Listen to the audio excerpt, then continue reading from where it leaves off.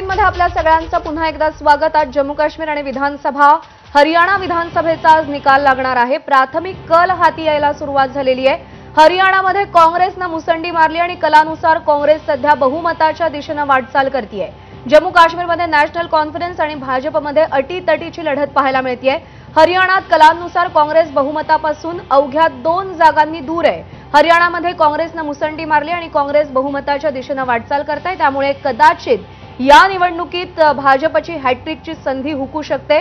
अवघ्या 2 मतांपासून काँग्रेस दूर आहे। काँग्रेस 46 जागांवर आघाडीवर आहे, तर भाजप अवघ्या 20 जागांवर आघाडीवर आहे। भाजपची गाडी 20 जागांवर अडलेली आहे।